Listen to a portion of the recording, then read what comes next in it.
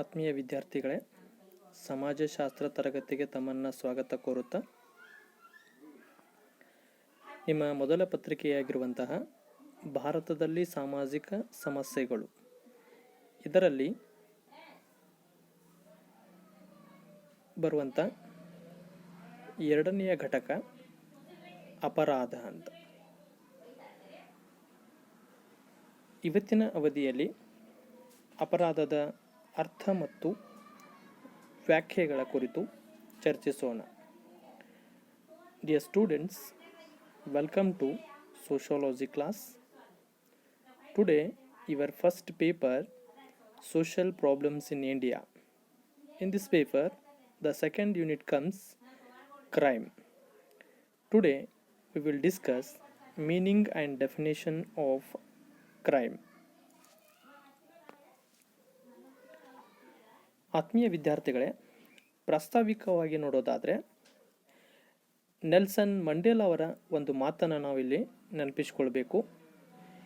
ಯಾವಾಗ ಒಬ್ಬ ವ್ಯಕ್ತಿ ತನ್ನ ಬದುಕುವ ಹಕ್ಕನ್ನು ನಿರಾಕರಿಸಲಾಗಿದೆ ಎಂದು ನಂಬುತ್ತಾನೆಯೋ ಆಗ ಅವನೊಬ್ಬ ದುಷ್ಕರ್ಮಿಯಾಗುವುದಕ್ಕೆ ಬೇರೆ ಆಯ್ಕೆಗಳಿರುವುದಿಲ್ಲ ಎಂದು. ಸೊ ಇದರ ಅರ್ಥ, ಯಾರೂ ಕೂಡ ಹುಟ್ಟುತ್ತಾನೆ ಅಪರಾಧಿಗಳಾಗಿರುವುದಿಲ್ಲ.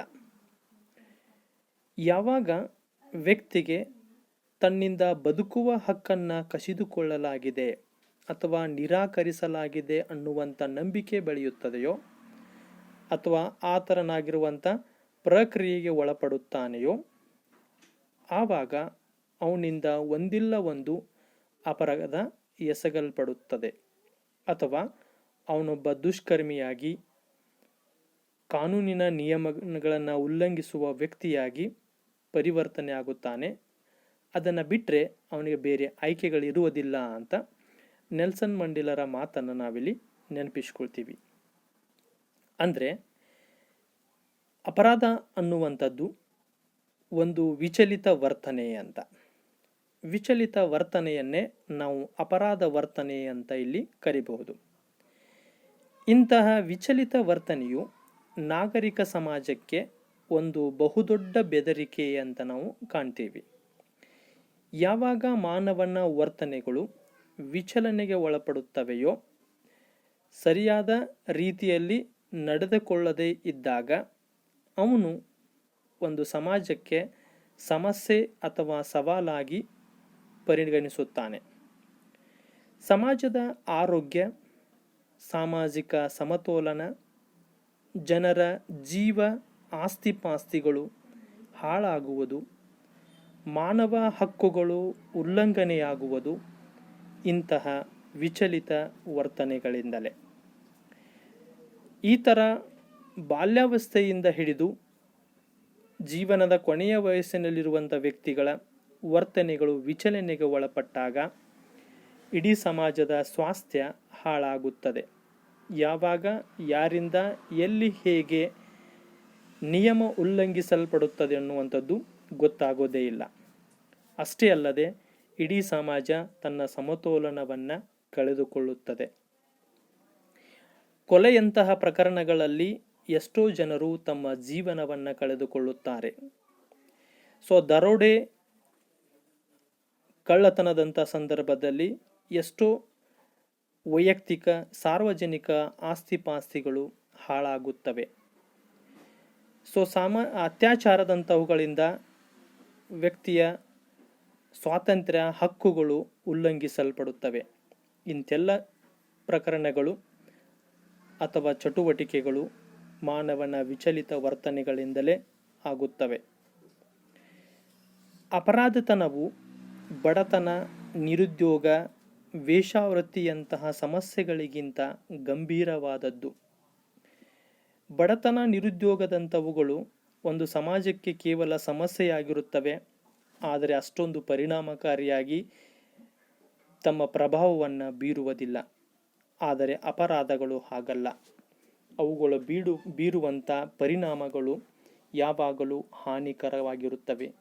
ಅವು ವ್ಯಕ್ತಿಯ ಜೀವನವನ್ನು ಕಸಿದುಕೊಳ್ಳುವುದರಿಂದ ಹಿಡಿದು ಇಡೀ ಸಾಮಾಜಿಕ ವ್ಯವಸ್ಥೆಯನ್ನೇ ಹಾಳುಗೆಡುವಷ್ಟರ ಮಟ್ಟಿಗೆ ಅವು ಗಂಭೀರವಾಗಿ ತಮ್ಮ ಪ್ರಭಾವವನ್ನು ಬೀರುತ್ತವೆ. Dear students, here crime, it is called deviant behavior. Nelson Mandela rightly told that when a person believe that he lose their right to live, then he became a criminal. There is no choice. It means, according to his quotation, no one became criminal by birth. So after the birth, when he lose their right to live, or some fail to fulfill their interest, necessities, or to get some benefits, then he became a deviant person. So that time, when he have deviant behaviors, they always affect the society. The deviant behavior also called the behavior of crime. This type of deviant behavior, they are big fear or challenge to the civic society. Because of deviant behavior, the good environment of the society, the balance of the society, the lives of the people, the property, it may be individual or public property, even human rights, all are neglected because of deviant behavior or because of criminal activities. Crime is a big problem and it is a challenge above the common problems like poverty, unemployment, prostitutions. So poverty, unemployment, dowry, prostitutions, they are social problems. They not affect heavily or affect broadly, but crimes always, they lose their lives of the people, they affect the whole good condition of the society.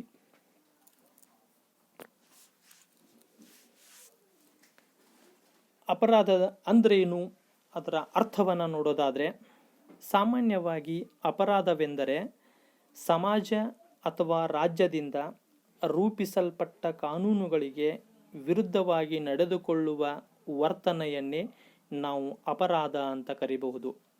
ಯಾವುದೇ ಸಮಾಜ ಅಥವಾ ಒಂದು ರಾಜ್ಯ ಸರ್ಕಾರ, ರಾಜಕೀಯ ಆಡಳಿತವನ್ನು ಹೊಂದಿರುವಂಥ ಒಂದು ವ್ಯವಸ್ಥೆ, ಆಡಳಿತದ ಸುವ್ಯವಸ್ಥೆಗಾಗಿ, ಸಮಾಜದ ಸುವ್ಯವಸ್ಥೆಗಾಗಿ ಅಥವಾ ಸ್ವಾಸ್ಥ್ಯಕ್ಕಾಗಿ ಕೆಲವೊಂದು ಕಾನೂನುಗಳನ್ನು ಅಥವಾ ನಿಯಮಗಳನ್ನು ರೂಪಿಸಿಕೊಂಡಿರುತ್ತದೆ.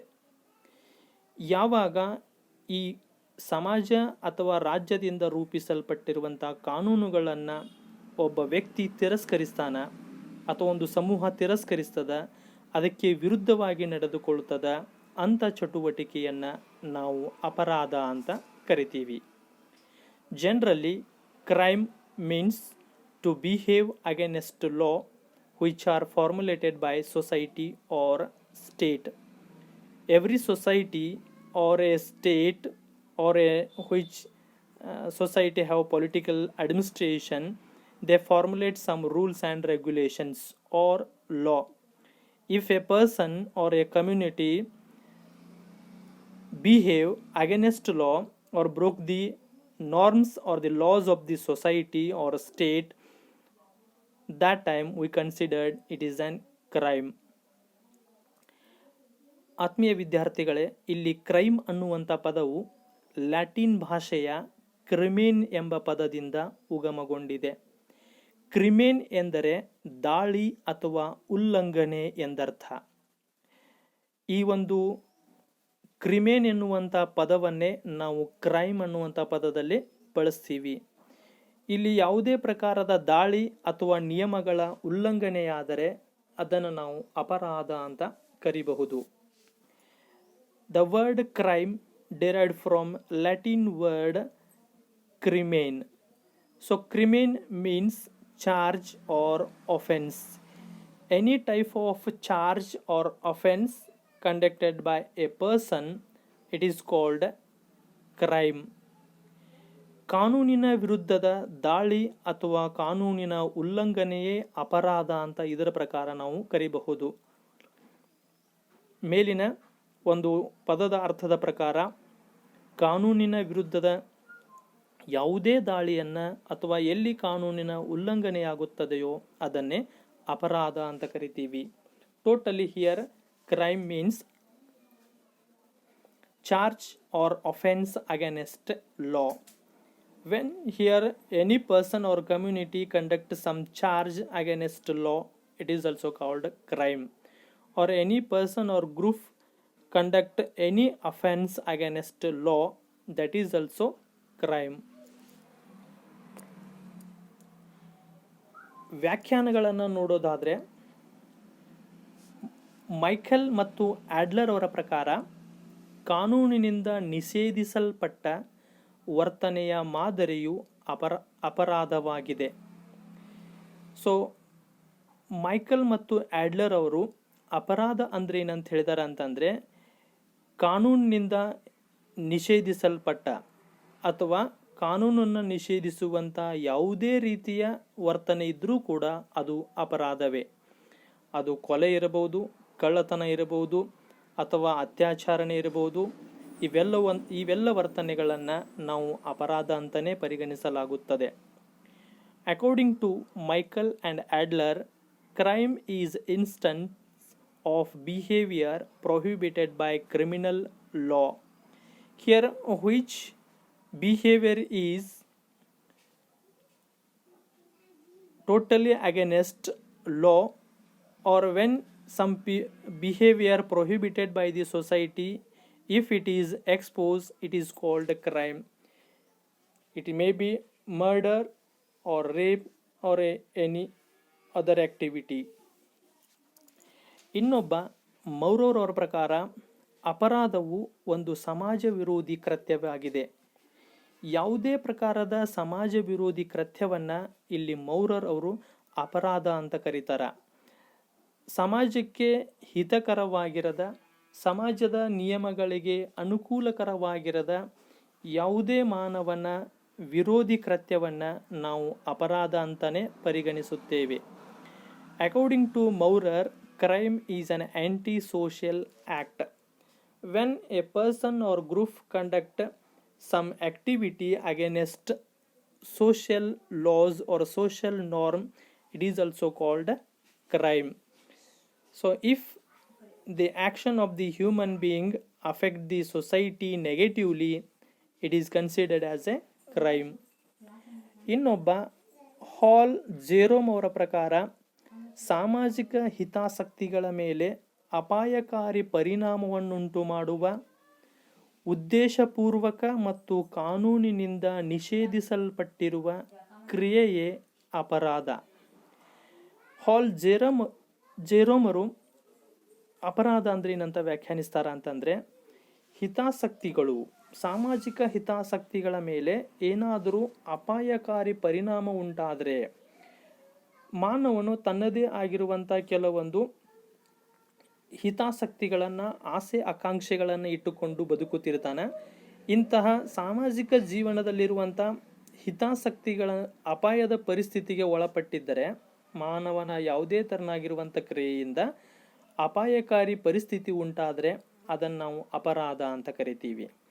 ಆಮೇಲೆ ಯಾವಾಗ ನಾವು ಉದ್ದೇಶಪೂರ್ವಕವಾಗಿ ಕಾನೂನುಗಳನ್ನು ನಿಷೇಧಿಸ್ತೀವಿ ಅಥವಾ ತಿರಸ್ಕರಿಸ್ತೀವಿ, ಕಾನೂನನ್ನು ಉಲ್ಲಂಘಿಸ್ತೀವಿ, ಕಾನೂನಿನ ಮೇಲೆ ನಾವು ದಾಳಿಯನ್ನು ಮಾಡ್ತೀವಿ, ಅಂಥ ಎಲ್ಲ ಕ್ರಿಯೆಗಳು ಅಪರಾಧಗಳೇ.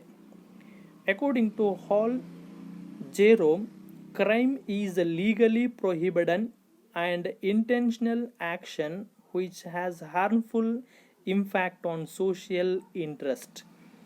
So every society and human being, they have some interest, we call social interest.